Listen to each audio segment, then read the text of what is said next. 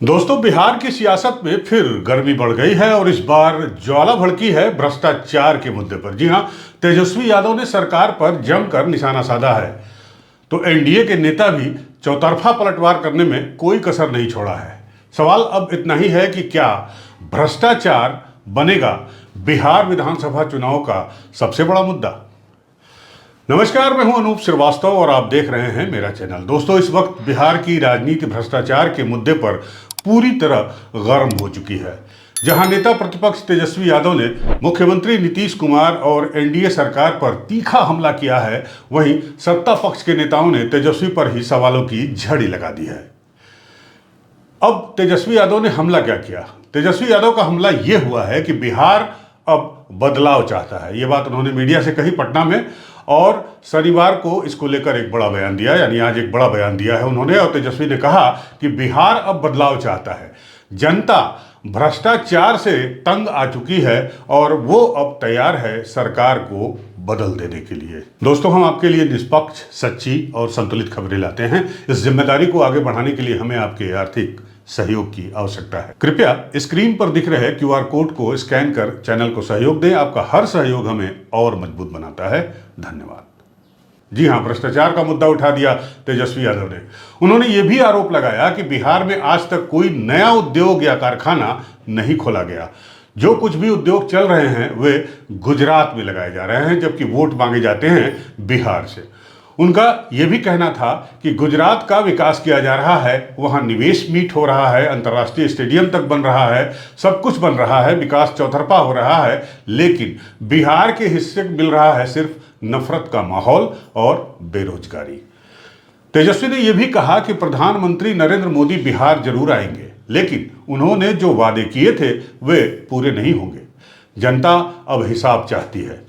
और उद्योग और निवेश को लेकर तेजस्वी यादव का हमला भी तेज हो गया। तेजस्वी ने मोदी सरकार पर तंज कसते हुए कहा कि प्रधानमंत्री सेमीकंडक्टर की फैक्ट्री गुजरात में लगवा रहे हैं, बुलेट ट्रेन भी वहीं चला रहे हैं और इन्वेस्टर मीट भी वहीं करते हैं, जबकि बिहार में सिर्फ वोट मांगने आते हैं। उन्होंने सवाल उठाया कि आखिर क्यों पिछले 20 सालों में बिहार में एक भी चीनी मिल नहीं खुली है, क्यों आज भी राज्य की युवा पीढ़ी पढ़ाई, दवाई और कमाई तीनों के लिए बाहर पलायन करने को मजबूर है। कल मोदी जी आए, प्रधानमंत्री जी आए, उनकी हर एक वाक्य, हर एक शब्द अगर आप सुनेंगे मोदी जी की तो नकारात्मक है और बिहार को बदनाम करने वाली बातें कही हैं। कोई भी बात जो है सकारात्मक, फलदायी जो है, उन्होंने कुछ पॉजिटिव बातें नहीं की है, केवल नकारात्मक बात की है। अगर आप लोग एक एक वाक्य, एक एक शब्द उनके भाषण का अगर आप सुने, केवल नकारात्मक बातें। प्रधानमंत्री जी से हम कहना चाहते हैं कि प्रधानमंत्री जी 11 साल से आप प्रधानमंत्री हैं।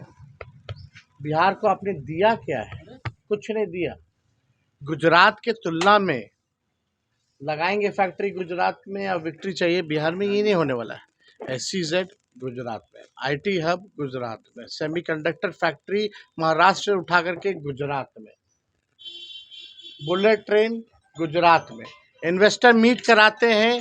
तो बिहार कितना बार इन्वेस्टर मीट प्रधानमंत्री जी कराए हैं, कितना बार बिहार इन्वेस्टर मीट में आए हैं, लेकिन जाते हैं गुजरात में। हर चीज जो है गुजरात में वो देते हैं। इंटरनेशनल स्टेडियम बनाते हैं, अपने नाम पे बनवाते हैं, खेल कूद करवाते हैं तो गुजरात में करवाते हैं, लेकिन बिहार को उन्होंने केवल ठगा है और बिहार की जनता उनसे हिसाब मांग रही है। आप देखिएगा, बिहार जो है हर मामले में गुजरात से बड़ा है। हर 10वां व्यक्ति जो है देश का वो बिहारी है, लेकिन उन्होंने बिहार के लिए क्या किया? केवल जो है बिहार को ठगने का काम किया प्रधानमंत्री। तेजस्वी यादव ने कहा कि प्रधानमंत्री खुद बताएं, क्या यही है समान विकास का मॉडल जिसका जिक्र केंद्र सरकार आए दिन करती रहती है। तेजस्वी यादव ने हाल ही में बिहार में अति पिछड़े वर्ग से आने वाले नेता मुकेश सहनी को डिप्टी सीएम बनाने का ऐलान भी किया है अगर महागठबंधन सत्ता में आती है। अब इस फैसले पर भी सियासत तेज हो गई है। तेजस्वी ने कहा कि हमने जब से मुकेश सहनी जी को डिप्टी सीएम बनाने का ऐलान किया है तभी से एनडीए का असली चेहरा सामने आ रहा है। ये लोग अति पिछड़ों के खिलाफ हैं और मुकेश सहनी के नाम से इन्हें परेशानी हो रही है। यानी साफ है, बिहार की राजनीति अब जाति समीकरण और भ्रष्टाचार विरोध दोनों मोर्चे पर एक साथ गर्मा गई है। अब तेजस्वी ने भ्रष्टाचार पे बोला तो एनडीए का पलटवार आना लाजमी था। डिप्टी सीएम सम्राट चौधरी ने दिया तीखा जवाब। उन्होंने कहा कि 1.5 साल की उम्र में करोड़पति कैसे बन गए तेजस्वी यादव। उन्होंने ये भी कहा कि जिस परिवार का इतिहास घोटालों और भ्रष्टाचार में डूबा हो वो भ्रष्टाचार मुक्त बिहार का सपना कैसे दिखा सकता है। सम्राट चौधरी ने सवाल दागा कि बिहार का नौजवान जानना चाहता है कि 1.5 साल की उम्र में तेजस्वी यादव करोड़पति कैसे बन गए। अब तेजस्वी को पूरी कहानी बतानी चाहिए क्योंकि बिहार का युवा भी 1.5 साल में करोड़पति बनना चाहता है। अरे जिसका परिवार खलनायक हो, जिसके लालू प्रसाद जी बिहार के गब्बर सिंह हो और जिस व्यक्ति ने बिहार को लूटने का काम किया, बिहार की जनता के पास उदाहरण है कि लालू जी सत्ता में थे तो बेजुबान जानवरों के चारा खा गए, अलकतरा को पी गए। भारत की सरकार में रेल मंत्री रहे तो गरीबों से जमीन के बदले, नौकरी के बदले जमीन ले लिया। और तेजस्वी यादव से पूरा बिहार का नौजवान जानना चाहता है कि 1.5 साल की उम्र में करोड़पति बनने का राज बताओ। बिहार के नौजवान करोड़पति बनना चाहते हैं 1.5 साल की उम्र में, ये रास्ता बताने का काम करो। अब सम्राट चौधरी का यह बयान सोशल मीडिया पर तेजी से वायरल हुआ है। एनडीए प्रवक्ताओं ने इसे मुद्दा भी बना लिया। सम्राट चौधरी ने साथ साथ ये भी कहा कि लालू प्रसाद यादव के शासनकाल को लोग आज भी याद करते हैं, जब चारा घोटाला, अलकतरा घोटाला जैसे मामलों ने बिहार की इमेज को यानी छवि को काफी नुकसान पहुंचाया था। अब सम्राट चौधरी के बाद बारी थी मांझी की। जीतन राम मांझी ने तंज कसते हुए कहा कि ख्याली पुलाव बना रहे हैं तेजस्वी यादव। केंद्रीय मंत्री जीतन राम मांझी ने भी तेजस्वी यादव पर व्यंग किया और तंज कसते हुए कहा कि तेजस्वी सिर्फ ख्याली पुलाव पका रहे हैं। बिहार की जनता सब समझती है। 2010 का रिकॉर्ड उनके सामने है जब राजद सिर्फ 22 सीटों पर सिमट गई थी। मांझी ने आगे कहा कि एनडीए प्रचंड बहुमत के साथ एक बार फिर सत्ता में लौटने जा रही है। उन्होंने आरोप लगाया कि राजद सिर्फ झूठे वादों और संविधान खतरे जैसे नारों से जनता को बरगलाने की कोशिश कर रहा है। जैसे ख्याली पुलाव बनाना है, दीवा स्वप्न दिखाना है तो जो मन में है वो कर लें। उनकी बखत क्या है, वो सरकार बनाने जा रहे हैं। वो हम समझते हैं कि 2010 के परिदृश्य को याद रखें, जो 22 सीट जीत के आए हैं और हमारा एनडीए प्रचंड बहुमत के साथ सरकार बनाने जा रही है। हर तरह का वो झूठी वादा भरमा रहे हैं प्रक्रिया को। जैसे लोकसभा के चुनाव में संविधान खतरे में कहा था, एसआईआर की बात करके भरमाने की बात किया था। आज एसआईआर खत्म हो गया और उसी वो एक से एक सगुफा लोग छोड़ रहे हैं, लेकिन बिहार की जनता इस बात को समझ रही है। कभी सुने हैं कि भाजपा में, मोदी जी में, सरकार में जो स्कैम होते थे पहले, जो स्कैम लाखों करोड़ के, हजारों करोड़ के जो घोटाले होते थे, यह बिहार घोटाला देख ले बा। 20 साल पहले का बिहार के वो भुलाई लेखे हो, कैसी बात करते हैं। आज जगमग है, नया भारत है, $5 ट्रिलियन की तरफ जा रहा है। बिहार 14 नवंबर के बाद ऐसी ऊंचाई में जाएगा। अब चांस की बात यह थी कि एनडीए के इन पलटवारों पर अपनी प्रतिक्रिया जाहिर करने के लिए तेजस्वी यादव पटना एयरपोर्ट पर मीडिया से टकरा गए। संवाददाताओं ने सवाल पूछ लिया कि भ्रष्टाचार के आरोपों में घिरे आप जो है भ्रष्टाचार का आरोप सरकार पर कैसे लगा सकते हैं। तेजस्वी यादव ने एनडीए नेताओं के आरोपों को नकारते हुए कहा कि वो निगेटिव पॉलिटिक्स यानी नकारात्मक राजनीति कर रहे हैं। उन्होंने कहा कि ये लोग ना नौकरी दे सकते हैं, ना न्याय की बात कर सकते हैं, सिर्फ गुजरात की फैक्ट्रियां गिनाकर बिहार को ललचाने का काम करते हैं। तेजस्वी यादव ने कहा कि प्रधानमंत्री नरेंद्र मोदी ने 10 साल सरकार में रहकर भी बिहार में एक भी चीनी मिल नहीं खुलवाई, जबकि गुजरात उद्योगों से पट गया है। अगर बिहार में रोजगार होता तो जनता आज बाहर जाने को मजबूर नहीं होती। तेजस्वी ने यह भी कहा कि इनकी हर बात सिर्फ बहाना और नकारात्मक सोच है। भाजपा के लोग सिर्फ जांच करना जानते हैं। 2005 से अब तक जांच ही जांच चल रही है, लेकिन भ्रष्टाचार खत्म नहीं हुआ। तेजस्वी ने अपराध और घोटालों पर भी केंद्र सरकार को घेर लिया।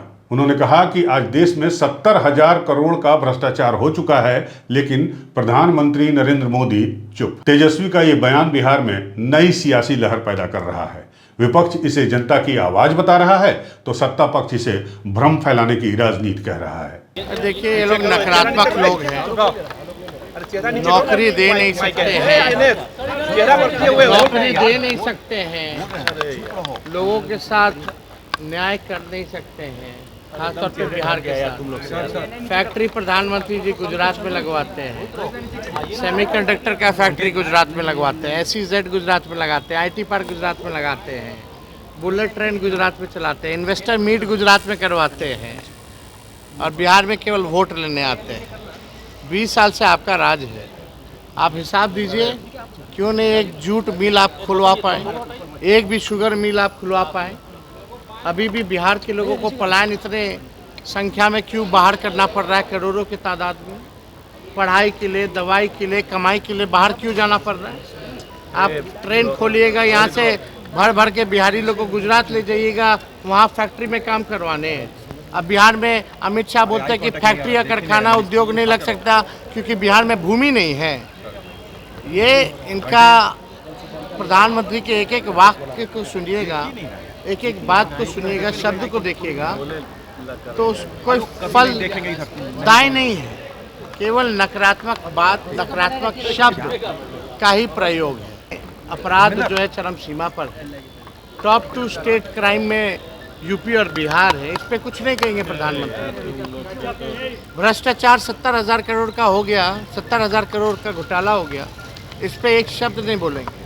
इनके मंत्री पत्रकारों को पीटते हैं, माँ बहन की गाली देते हैं, FIR दर्ज नहीं होता, इसके बारे में चू तक नहीं करते। पटना से मिले राजनीतिक संकेत ये बता रहे हैं कि भ्रष्टाचार, रोजगार और उद्योग निवेश ये 3 मुद्दे हैं जो आगामी बिहार चुनाव में सबसे ज्यादा गूंज सकते हैं। साथ ही साथ अब इसमें जुड़ गया है भ्रष्टाचार का मुद्दा। उधर एनडीए नेताओं के तेवर से लगता है कि वे तेजस्वी के भ्रष्टाचार मुक्त बिहार वाले दावे को चुनौती देने के मूड में है। आरजेडी इसे जनता के विश्वास का मुद्दा बताकर चुनावी एजेंडा बनाने की रणनीति में भी जुट गई है। तो सवाल सबसे बड़ा है कि क्या बिहार में भ्रष्टाचार बनेगा चुनावी रण का सबसे बड़ा मुद्दा? क्या जनता इस बार हिसाब मांगने के मूड में है? ये तय करेगा आने वाले महीनों का माहौल, यानी आने वाले दिनों का माहौल और मतदाताओं का मनोविज्ञान। तो अगर आपको हमारा ये वीडियो पसंद आया हो तो हमारे चैनल को सब्सक्राइब करिए, इस वीडियो को लाइक करिए, शेयर करिए। मिलते हैं आपसे अगले वीडियो में, तब तक के लिए नमस्कार, जय हिंद।